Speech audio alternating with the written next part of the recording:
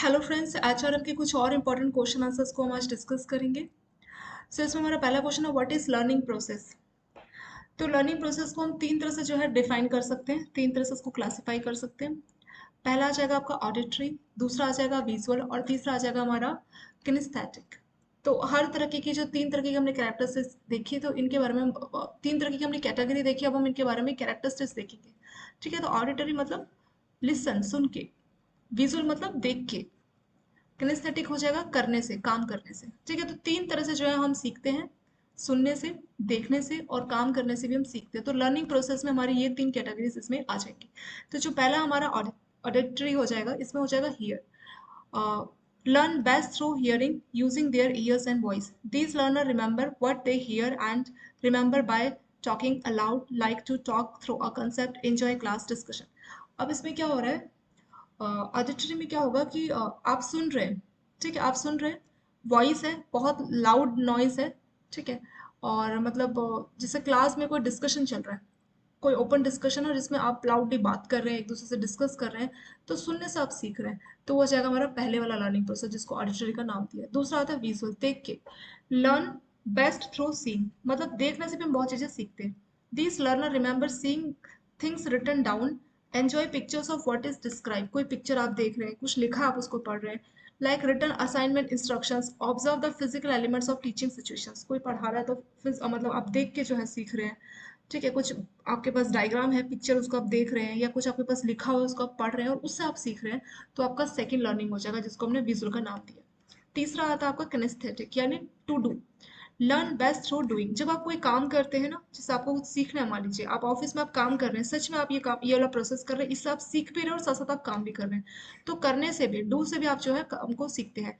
This learner enjoy acting out situations, making a product और completing a project. कोई आप project complete कर रहे हैं, कोई प्रोडक्ट बना रहे हैं, ठीक है, तो इससे क्या है, आप कुछ सीखेंगे ही। तो ये भी लर्निंग प्रोसेस का हमारा तीसरा जो है कैटेगरी में आ जाएगा।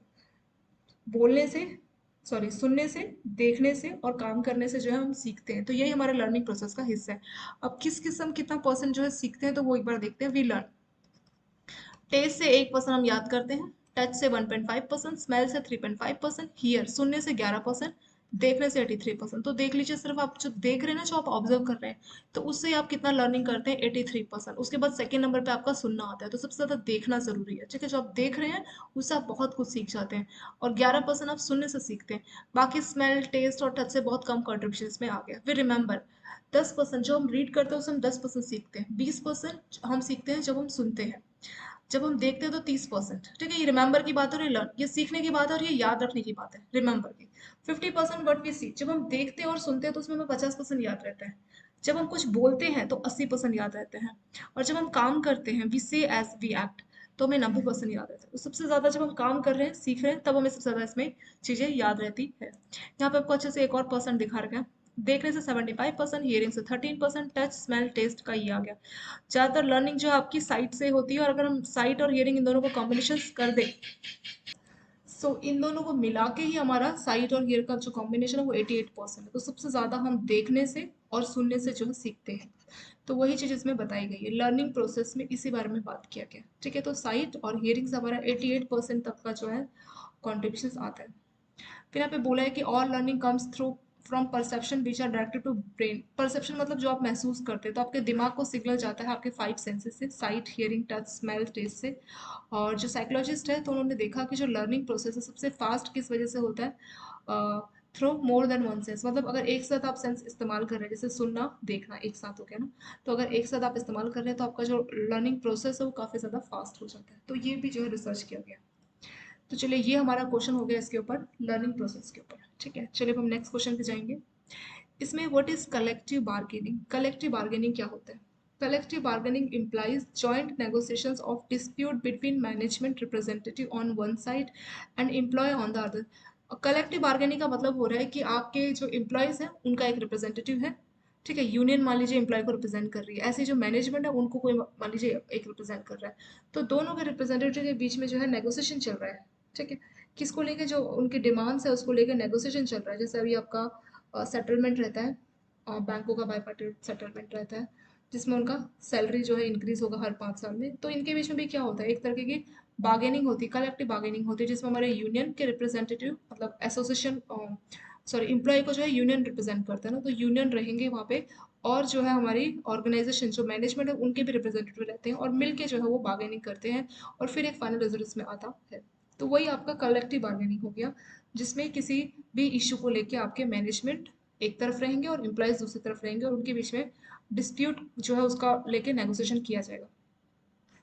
Collective bargaining is a process being adopted by the union and management for settling their. तो कोई भी कंफ्लिक्ट ऑफ इंटरेस्ट मतलब कुछ भी कंफ्लिक्ट अराइज हो रहा है आपके यूनियन के बीच में और मैनेजमेंट के बीच में, तो कलेक्टिव बार्गेनिंग के थ्रू उसको रिजॉल्व करने की जो है कोशिश की जाती है। नेक्स्ट क्वेश्चन है what are the types of activity. तो कलेक्टिव बार्गेनिंग में क्या क्या एक्टिविटी की जाती है। तो जनरली इसमें दो टाइप की एक्टिविटी की जाती है, ठीक है। तो collective bargaining process generally consist of two types of activity. तो जनरली दो टाइप की एक्टिविटी है, पहला आपका डिस्ट्रीब्यूटिव बार्गेनिंग और दूसरा आता है आपका इंटीग्रेटिव बार्गेनिंग, ठीक है। तो डिस्ट्रीब्यूटिव बार्गेनिंग पहला हो जाएगा और इंटीग्रेटिव बार्गेनिंग दूसरा इसमें आ जाएगा। तो चलिए इन दोनों के बारे में पढ़ते हैं। पहला जो कि आपका डिस्ट्रीब्यूटिव बार्गेनिंग है, this is a straight out haggling over the distribution of a pie. Here the issues like wage salaries remunerations are discuss. इसमें क्या होगा, मतलब डिफरेंस क्या है, मेन मेन डिफरेंस के बारे में बात करते हैं, फिर इसको यहाँ से भी पढ़ लेंगे। डिस्ट्रीब्यूटिव में क्या होगा कि एक पार्टी का फायदा होगा, ठीक है। दो पार्टी कौन है, एक आपकी मैनेजमेंट होगी और दूसरी आपकी एम्प्लॉय को रिप्रेजेंट करने वाली आपकी एसोसिएशन होगी, ठीक है। आप एम्प्लॉय बोल सकते हैं। तो एक एक साइड आपका आ गया मैनेजमेंट और दूसरी साइड आपका आ गया आपके वर्कर्स एम्प्लॉय। तो इसमें एक पार्टी होगी मैनेजमेंट और दूसरी होगी एम्प्लॉय। तो जो डिस्ट्रीब्यूटिव बार्गेनिंग होगा उसमें क्या होगा कि एक पार्टी जीतेगा और दूसरे को हारना पड़ेगा। It is a win loss situation, मतलब इसमें एक जीतेगा, विन, ये एक टाइप की विन लॉस सिचुएशन होती है। कौन सी, डिस्ट्रीब्यूटिव बार्गेनिंग, ठीक है। तो ये होती है विन लॉस सिचुएशन, एक जीतेगा दूसरा हारेगा। लेकिन इंटीग्रिटी में ऐसा नहीं है, ये दोनों के लिए विन विन सिचुएशन होती है। तो ऐसा भी हो सकता है कि ऐसी कोई बार्गेनिंग हो जिसमें दोनों के लिए विन विन सिचुएशन हो, हाँ ऐसा भी हो सकता है। उसको एग्जांपल से हम लोग देखेंगे। तो चलिए पहले देखते हैं डिस्ट्रीब्यूटिव बार्गेनिंग। तो ये जो है जो भी मैटर है उसके बारे में बात की जा रही है, उसके बारे में डिस्कशन किया जाएगा। और जैसे डिस्ट्रीब्यूटिव बार्गेनिंग का एग्जांपल जैसे सैलरी हो गया या कोई और रिम्यूनरेशन की सुविधा एम्प्लॉयज को दी जा रही है, उनकी वेजेस के बारे में कोई बात की जा रही है, तो वो डिस्ट्रीब्यूटिव हो जाएगा। मान लीजिए सैलरी अगर बढ़ गई तो उससे क्या मैनेजमेंट को लॉस होगा और एम्प्लॉय को फायदा होगा, तो ये क्या हो गया, विन लॉस वाली सिचुएशन इसमें आ गई। और इसमें एक पार्टी को जीतना होता है और दूसरी पार्टी हारती है, इसको हम विन लॉस वाली सिचुएशन भी बोल सकते हैं, which is not conducive for maintaining coordination. तो इससे एक अच्छा खासा पॉजिटिव रिलेशनशिप नहीं बन पाता इस वाली बार्गेनिंग में, ठीक है। किसमें, डिस्ट्रीब्यूटिव बार्गेनिंग में। दूसरा आता है आपका इंटीग्रेटिव बार्गेनिंग। ये भी एक टाइप की बार्गेनिंग होती है जिसमें दोनों पार्टीज में गेन मतलब या तो दोनों ही जीतेंगी या फिर एक मतलब लॉस किसी को इसमें नहीं होगा। जो इंटीग्रेटिव है या तो ये विन विन सिचुएशंस होगी, एक जीतेगी लेकिन दूसरे वाले को भी लॉस नहीं होगा, ठीक है। ऐसा ये होता है, मतलब दूसरे वाले को लॉस इसमें होता ही नहीं है, वो होती है हमारी इंटीग्रेटिव बार्गेनिंग। इसको एग्जांपल से समझेंगे, मान लीजिए किसी ट्रेनिंग को लेके, कोई जॉब इवोल्यूशंस को लेके, अच्छी ट्रेनिंग प्रोग्राम को लेके जो है बार्गेनिंग की जा रही है। यूनियन बोलना चाह रहे हैं कि हमारे जो एम्प्लॉयज हैं उनको अच्छी ट्रेनिंग दी जानी चाहिए, इस चीज़ को लेके बार्गेनिंग हो रही है। तो अगर मान लीजिए अच्छी ट्रेनिंग दी जाएगी तो क्या उससे मैनेजमेंट या ऑर्गेनाइजेशन को कोई लॉस है, बिल्कुल लॉस नहीं है। अगर अच्छी ट्रेनिंग मिलेगी तो अच्छा काम करेंगे, उनके काम में आउटपुट बढ़ेगा, तो इससे क्या है, मैनेजमेंट को भी फायदा होगा, और ट्रेनिंग मिल गई यूनियन जो एम्प्लॉयज हो उनका भी फायदा है कि वो काम को अच्छे से कर पाएंगे। तो दोनों के लिए विन विन सिचुएशन हो गई, ठीक है। तो उसी को बोला जाएगा इंटीग्रेटिव बार्गेनिंग, ठीक है। तो डिफरेंस से एग्जाम्पल्स आप लोगों को बेटर समझ में आएगा। जो सैलरी रिम्यूनरेशन और आपकी वेजेस को लेकर बार्गेनिंग हो रही है आपके एम्प्लॉयज और आपकी मैनेजमेंट और यूनियन के बीच में, अगर इस चीज को लेके बार्गेनिंग हो रही है तो वो हो जाएगा हमारा डिस्ट्रीब्यूटिव बार्गेनिंग। इंटीग्रेटिव बार्गेनिंग बिल्कुल इसका अपोजिट है, इसमें मतलब कोई हारेगा तो नहीं, एक पार्टी जीतेगी या दोनों ही पार्टी जीत जाएंगी, और ये विन विन सिचुएशन हो सकती है, बट विन लॉस वाली सिचुएशन तो बिल्कुल नहीं होगी।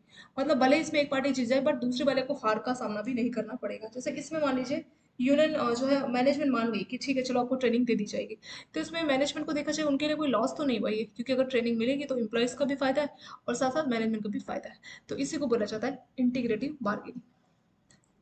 नेक्स्ट क्वेश्चन देखेंगे, what is difference between training and learning. Training और लर्निंग में क्या डिफरेंस है। ट्रेनिंग आपकी ऑर्गेनाइजेशन का प्रोसेस है टू इन्हांस नॉलेज, ट्रेनिंग के थ्रू आपकी नॉलेज को बढ़ाया जाता है। To skills for doing a particular job, किसी भी काम को करने के लिए आपको जो स्किल्स चाहिए होती है उसको बढ़ाया जाता है, किसके थ्रू, ट्रेनिंग के through. It is mostly initiated by organisations to enable their employees to improve their skills. तो ये जो ट्रेनिंग है जनरली, जैसे आप लोग बैंकों में जब आपने ज्वाइन किया होगा तो आपको पहले 1 वीक की या 2 वीक की ट्रेनिंग दी गई होगी। तो मतलब इसके थ्रू आप अपने काम में अपने काम को सीखते हैं, अपने स्किल्स को इम्प्रूव करते हैं ताकि आप अपने जॉब को जो है परफॉर्म कर पाए। तो वो हो जाएगा आपका ट्रेनिंग। अब हम बात करेंगे लर्निंग की। Learning is a process which is inbuilt in training. तो ट्रेनिंग के अंदर जो है लर्निंग इनबिल्ट रहता है। तो जब आप ट्रेनिंग ले रहे हैं तो उसका मतलब वो उसके इनबिल्ट आप लर्निंग भी कर रहे हैं। It is a human process by which skills knowledge and attitude and habits are acquired and utilise to modify the behaviour. तो इसमें आपके लर्निंग के थ्रू क्या होता है, आपकी स्किल्स नॉलेज और एटीट्यूड एक्वायर जो की है उसको जो है मॉडिफाई मतलब उसको यूटिलाइज किया जाता है ताकि आपके बिहेवियर को जो है मॉडिफाई किया जाए। तो लर्निंग एक तरह का ऑन गोइंग आप प्रोसेस बोल सकते हैं। ट्रेनिंग क्या है, जैसे आपको एक बार 1 वीक का ट्रेनिंग दे दिया या 2 वीक का ट्रेनिंग दे दिया, तो इससे आपने काम को सीखा। अब लर्निंग क्या है, हर साल मान लीजिए आपका कोई एग्जाम कंडक्ट करा रही है आपकी ऑर्गेनाइजेशन, बैंकों में होता है ना, हर साल कुछ आप एग्जाम लिखते हैं, तो आपका लर्निंग प्रोसेस हो जाएगा। और देखा जाए ट्रेनिंग में भी जो है लर्निंग इनबिल्ट ही रहता है, इससे आपकी स्किल्स नॉलेज इन सबको जो है इंप्रूव किया जाता है। नेक्स्ट आपका आता है व्हाट इज इनकल्चरेशन, और इसके नीचे एक और क्वेश्चन है व्हाट इज एक्लचरेशन। ये क्या होता है इसके बारे में देखते हैं, ठीक है। Inculturation is a process by which a person learns the requirement of their native cultures by which he or she is surrounded। तो मान लीजिए आपके आसपास का कोई सराउंडिंग का इन्वायरमेंट है, आप अपने कल्चर को सीखते हैं। कहाँ से सीखते हो अपना कल्चर? अपने पेरेंट्स से, या हमारे से कोई बड़े भाई है, कोई हमारे से कोई बड़ी बहन है, या हमारे साथी दोस्त रिश्तेदार, उनसे हम जो चीज़ें सीखते हैं, उनसे जो हम कल्चर के बारे में सीखते हैं, तो वो होता है हमारा इनकल्चरेशन। ठीक है, इन कल्चर्स के बारे में थोड़ा सा आपको आइडिया लग गया होगा। अब हम कल्चर्स के बारे में बात करेंगे। जैसे मान लीजिए आप इंडिया में, अब आप इंडिया से क्या किया, मान लीजिए आपके फादर की जॉब लग गई यूएसए में, तो आप इंडिया से यूएसए चले गए। अब यूएसए में क्या है, बिल्कुल नया कल्चर है, वो आपका नेटिव नहीं है। ये क्या था, नेटिव मतलब आप ही का कल्चर है, उसको आप सीख रहे हैं अपने पेरेंट्स से, अपने दोस्तों से, भाइयों से, ठीक है, अपने बड़े भाई अपनी बड़ी बहन से आप कल्चर सीख रहे हैं, उसके बारे में आपको जो है उसके बारे में आपको सीखने को मिल रहा है। ये आपका खुद का कल्चर है, ठीक है, नेटिव कल्चर। लेकिन ये आपका नेटिव नहीं है। जैसे इमाइग्रेंट होते हैं ना, जो अपनी कंट्री छोड़ के किसी भी कारणवश दूसरी कंट्री में आके बसने लग जाते हैं, तो परमानेंटली वो नई कंट्री में बसने जा रहे हैं क्योंकि उनकी कंट्री में कोई स्कोप नहीं है। कुछ भी उसका रीज़न हो सकता है इमाइग्रेशन का, जैसे मान लीजिए उनकी कंट्री में कोई जॉब अपॉर्चुनिटीज़ नहीं है, या फिर वहाँ पे बहुत लड़ाई वॉर इस तरह की सिचुएशन है, जिसकी वजह से वो अपनी कंट्री छोड़ के किसी दूसरी जगह पे नई कंट्री में परमानेंट बसने के लिए जा रहे हैं। अब परमानेंट वो लोग वहाँ पे बसने के लिए जा रहे हैं, तो उनको वहाँ का कल्चर भी सीखना पड़ेगा।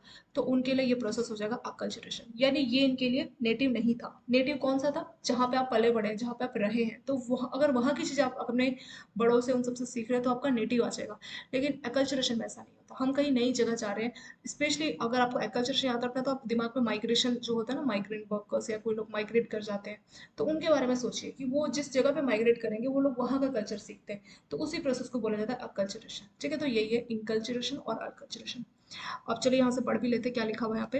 It is a process by which person learn the requirement of their native culture by which he और शी इज सराउंडेड। तो उसका जो खुद का नेटिव कल्चर है उसके बारे में सीखता है। And acquire values and behaviour that are appropriate और नेसेसरी इन दैट कल्चर। तो उसके कल्चर में जो भी वैल्यूज और जो बिहेवियर है उसके बारे में वो सीखते हैं। The influence which part of इस प्रोसेस लिमिट डायरेक्ट और इंडिविजुअल्स एंड वेरवर, यानी इसमें जो है उसको उसके पेरेंट्स से, एडल्ट से, पीयर से जो है सीखने का मौका मिलता है। जो उसके आसपास का जो कल्चर है, उसका खुद का जो नेटिव कल्चर है उसके बारे में पर्सन सीखता है, उसी को बोला जाएगा इनकल्चरेशन। और नेक्स्ट है what is acculturation. It is a social and psychological process where one person learn the value and belief of another culture. तो एक पर्सन दूसरे कल्चर की वैल्यूज बिलीफ को सीख रहा है, primary dominate on one in their surrounding. Dominate मतलब जिस नई जगह पे गया तो वो उसके लिए डोमिनेटिंग हो गया, उसको कल्चर सीखना जरूरी है। वो अपने पुराने कल्चर के साथ वो नई जगह पे सर्वाइव नहीं कर पाएगा। तो जो नई जगह है उसके लिए एक तरह से डोमिनेटिंग के तौर पे वो काम करेगी। तो जो नई कंट्री में आया है, मान लीजिए आप किसी नए स्टेट में आए हैं, तो आपको उस स्टेट का कल्चर सीखना पड़ेगा, तो उसी को बोला जाएगा acculturation. Next question, what is electronic learning. अब इलेक्ट्रॉनिक लर्निंग क्या है, इसमें जैसे आप इंटरनेट के थ्रू, ठीक है, कंप्यूटर के थ्रू कुछ सीखते हैं, तो उसी को ई लर्निंग का इन्होंने नाम दिए थे, ई लर्निंग या electronic learning. A specific and always more diffuse e learning is mobile learning. It use different mobile telecommunication equipment such as cell phone. तो एक मोबाइल लर्निंग का कंसेप्ट भी इसमें आता है, जिससे सेल फोन उसकी हेल्प से या टेलीकम्युनिकेशन इक्विपमेंट की हेल्प से आप सीख रहे हैं। और ई लर्निंग में क्या आ जाएगा, आप लोग अपना कंप्यूटर्स और इंटरनेट इनकी हेल्प से जो आप कुछ सीख रहे हैं, तो आपके लिए इलेक्ट्रॉनिक लर्निंग वो हो जाएगा। What is transfer of learning? Transfer of learning is the application of skills and knowledge learned in one context being applied in another context. यानी जो भी आपकी स्किल्स या नॉलेज है उसको आप दूसरी जगह पे इस्तेमाल कर रहे हैं। जैसे मान लीजिए आपके अंदर कोई नॉलेज है या कोई स्किल्स है, सेल्स को लेके, तो आप अपने जॉब में कस्टमर के साथ अपने उस वाली नॉलेज को आप इस्तेमाल कर रहे हैं, तो उसी को बोलते हैं ट्रांसफर ऑफ लर्निंग। मतलब आपके अंदर कोई स्किल्स है, कोई नॉलेज है, और आप उसको दूसरी जगह पे इस्तेमाल कर रहे हैं, अपने जॉब में इस्तेमाल कर रहे हैं, तो वो आपका आ जाएगा ट्रांसफर ऑफ लर्निंग। मतलब ये जैसे आपके अंदर कोई सेल्स को लेके कोई ट्रेनिंग आपको मिली है, ठीक है, और उसको आप अपने जॉब में जब आप कस्टमर से डील कर रहे हो, तो वहाँ पे आप अपनी उस वाली नॉलेज को इस्तेमाल कर रहे हैं, तो वही होता है हमारा transfer of learning. Next question, what is payment of wages act 1936? इसका ऑब्जेक्टिव क्या था? तो मेन ऑब्जेक्टिव था कि to regulate payment of wages at least once in a month and at regular interval and to prevent unauthorised deduction from the wages. तो payment of wages में क्या था, मतलब ये जब 1936 में आया था ना, तो उससे पहले फिक्स नहीं था कि मतलब लोगों को इतना पैसा जो है मिलना चाहिए, ठीक है, और इतना वेज मिलना चाहिए, या अनऑथराइज वे में उनके वेजेस से जो है डिडक्शंस कर लिया जाता था, अलग अलग नाम से उनके पैसों को काट लिया जाता था, ठीक है। तो उस सबको रोकने के लिए ये जो है पेमेंट ऑफ वेजेस एक्ट 1936 लाया, और इसमें बोला कि हर महीने जब कोई काम कर रहा है तो मिनिमम ऐसा जो है उनको जो है वेज मंथली बेसिस पे मिलना चाहिए, और एक रेगुलर इंटरवल पे मिलना चाहिए, और कोई अनऑथराइज डिडक्शन उनके वेज से नहीं होनी चाहिए। यहाँ पे बोला भी है, in organisations employ less than 1000 person wage shall be paid before expiry of 7th day. तो कहीं पे आपने देखा होगा 7 तारीख को, कहीं पे 10 तारीख को जो है पेंशन, सॉरी पेंशन ही सैलरी, तो सैलरी पे की जाती है। तो जहाँ पे 1,000 से कम वर्कर्स है, तो वहाँ पे 7 तारीख से पहले पहले आपको वेजेस पे करना है, एंड अगर 1,000 से ज़्यादा आपके वर्कर्स है, तो 10 तारीख से पहले पहले आपको जो है वेजेस पे करने चाहिए। तो ये इसमें जो है पेमेंट ऑफ वेजेस एक्ट 1936 में इसी बारे में बात की गई है कि रेगुलर इंटरवल पे आपको वेजेस पे करना है, और कोई अनऑथराइज डिडक्शन आपको नहीं करनी अपने एम्प्लॉयज के वेजेस में से। नेक्स्ट है, what is objective of payment of gratuity act 1972? तो जो ग्रेट्युटी एक्ट 1972 उसका क्या ऑब्जेक्टिव है? The act provide for scheme of compulsory payment of gratuity to employ in factories, mines, shop और अदर हैविंग। तो 10 या उससे ज़्यादा अगर एम्प्लॉय हैं, तो उस तरह के ऑर्गेनाइजेशन को अपने एम्प्लॉयज़ को ग्रेट्युटी का जो है पेमेंट करना चाहिए। तो वही आपका पेमेंट ऑफ ग्रेट्युटी एक्ट 1972 उसी पर्पज़ के लिए जो है बनाया गया था। नेक्स्ट है, what is employ compensation act 1923? इसका क्या ऑब्जेक्टिव है? The act imposes an obligations upon upon the employer to pay compensation to workers for accident arise and in course of employment। तो जो काम कर रहे हैं आपके ऑर्गेनाइजेशन में, ठीक है, आपके एम्प्लॉय हैं, आपके ऑर्गेनाइजेशन में जब तक वो जुड़े हुए हैं और उस दौरान उनका कोई एक्सीडेंट होता है, तो उसके लिए जो है कंपनसेशन जो है ऑर्गेनाइजेशन देगी। The act provide for compensation for injury which is addition. अगर मान लीजिए अगर कोई इंजरीज हो गई या किसी टाइप का एक्सीडेंट हो गया, तो उसके लिए कंपनसेशन देगी in addition to normal wages. ऐसा नहीं कि उसकी सैलरी में से उसको काटा जाएगा, ऐसा नहीं है। सैलरी तो नॉर्मल आप पे करेंगे, पर साथ में आपके ऑर्गेनाइजेशन में रहते रहते अगर आपके वर्कर्स को कोई एक्सीडेंट हो गया, कोई इंजरी हो गई, तो ऑर्गेनाइजेशन जो है उसके लिए रिस्पॉन्सिबल रहेगी। तो वही आता है हमारा employ compensation act 1923। Next question, what is payment of bonus act 1965? ये क्या एक्ट था? तो इसमें जो बोनस देने की बात की गई थी कि जो एम्प्लॉयज़ हैं, the objective of the act is to provide for payment of bonus to persons employed in certain establishment on the basis of profit, on the basis of production or productivity and matter। तो जो है bonus जो है profit के हिसाब से जो अपने एम्प्लॉयज़ को जो है बोनस पे किया जाएगा। तो बोनस एक्ट 1965 में इसी के बारे में जो है बात की गई थी। नेक्स्ट क्वेश्चन है, what is minimum wages act 1948? इसका क्या पर्पस था? The act aims to provide for fixing minimum rates of wages in certain employment. तो कुछ जो एम्प्लॉयमेंट है उसमें मिनिमम इतना वेज आपको पे करना चाहिए, तो यही बात इस वाले एक्ट में की गई थी। The minimum wage act 1948 is an act of parliament concerning Indian labour law that set the minimum wages that must be paid to skilled. तो जो स्किल्ड या अनस्किल्ड लेबर्स हैं उनको मिनिमम इतना वेज जो है पे करना चाहिए। तो ये इस चीज़ को लेके जो है एक्ट बनाया गया था 1948 में। तो इसको लाने का पर्पस ये था कि पहले क्या था कि जो कंपनी है बहुत ज़्यादा अपने वर्कर्स का बहुत ज़्यादा एक्सप्लॉयटेशन करती थी, बहुत ज़्यादा उनका शोषण करती थी, बहुत ज़्यादा उनसे काम लेती थी और पैसा उनको बहुत कम देती थी। तो सरकार को एक एक्ट लेके आना पड़ा, और गवर्नमेंट एक्ट लेके आई और उसमें बोला कि मिनिमम इतना वेज आपको पे करना है। अगर वो स्किल्ड है तो इतना वेज पे करना है, अनस्किल्ड है तो इतना वेज पे करना है। तो इससे एक तरह से उन्होंने कंपनी को, ऑर्गेनाइजेशन को कंट्रोल करने की कोशिश की। आजकल भी बहुत सारे अनऑर्गेनाइज सेक्टर है जहाँ पे 12-12 घंटे काम कराया जाता है और वेज बहुत कम दिए जाते हैं। मतलब उनको गवर्नमेंट जो है, मतलब गवर्नमेंट से वो देखा जाए तो इलीगल वे में ऐसा करते हैं। बहुत ही अनऑर्गेनाइज सेक्टर है जिनको प्रॉपर गवर्नमेंट जो है कंट्रोल नहीं कर पाती। पर जनरली ज़्यादातर जो बड़ी बड़ी ऑर्गेनाइजेशन है उसके ऊपर गवर्नमेंट ने पूरा अपना कंट्रोल किया हुआ है इस मिनिमम वेज एक्ट के तहत, कि मिनिमम इतना पैसा तो आपको पे करना ही चाहिए। जैसे आजकल आप देख लीजिए 8,000, 10,000 या 12,000 जो है, डिपेंड करता है किस टाइप की ऑर्गेनाइजेशन है, स्किल्ड है या अनस्किल्ड लेबर है। तो उस हिसाब से गवर्नमेंट ने फिक्स किया हुआ है कि मिनिमम इतना वेज तो आपको उनको पे करना ही चाहिए, कि इसीलिए ताकि जो है एक्सप्लोटेशन ना किया जाए, जो शोषण है एम्प्लॉयज़ का ना किया जाए। तो इसी पर्पज़ के लिए मिनिमम वेज एक्ट 1948 को बनाया गया था। Next question, what are methods of employ development. तो एम्प्लॉय को आप डेवलप करना चाहते हैं तो उसके क्या क्या मेथड्स हैं।